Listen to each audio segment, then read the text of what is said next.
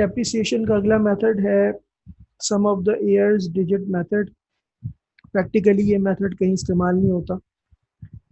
इसकी एक एग्जांपल देख लेते हैं। कॉस्ट वही 1,00,000 रुपए है, सैलरी वैल्यू 10,000 है, डेट ऑफ परचेज 1 जुलाई 2012, ईयर एंड 31/12। हमने 2012, 2013 और 2014 का डेप्रिसिएशन निकालना है। Sum of the years digit method का फॉर्मूला होता है, अगर हम इसमें डेप्रिसिएशन एक्सपेंस निकालते हैं, कॉस्ट माइनस स्क्रैप वैल्यू या सैलवेज वैल्यू इनटू फ्रैक्शन।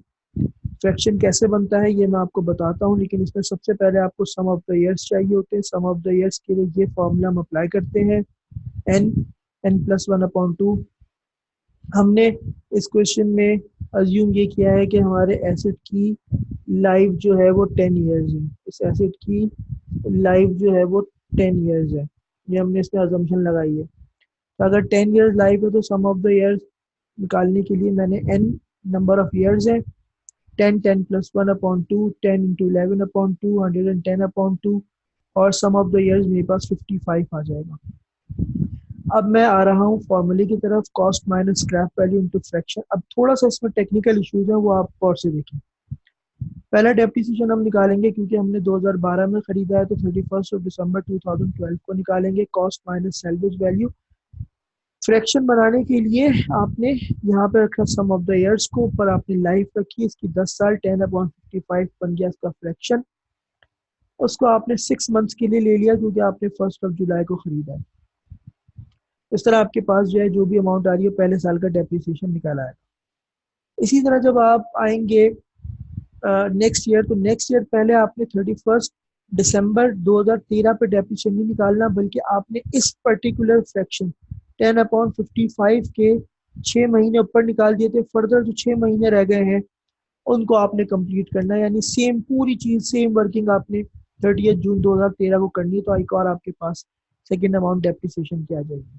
उसके बाद आप 31 दिसंबर 2013 पर आएंगे, वही फॉर्मूला लगाया। अब क्योंकि एसेट की एक साल उसकी लाइफ गुजर चुकी है, तब आपका फ्रैक्शन जो है वो 9/55 और 1 जुलाई से लेकर और 31 दिसंबर तक वही 6 महीने का डेप्रिसिएशन आपने निकाला। इस तरह ये सिलसिला आपको चलता रहेगा। इसमें ख़ास चीज़ ये कि एक फ्रैक्शन के आपने 12 महीने कंप्लीट करने। लेट सपोज ये एसेट हमने 1 जुलाई की जगह 1 अगस्त को ख़रीदा होता, 1 सितंबर को ख़रीदा होता, तो सितंबर, अक्टूबर, नवंबर, दिसंबर 4 महीने। यहाँ पर मैं पहले 4 महीने का डेप्रिसिएशन लेता, उसके बाद फिर मैं फर्दर 8 मंथ्स का डेप्रिसिएशन लेता। तो इस तरह ये 4 8 4 8 और 4 8 का रेशियो चलता रहता।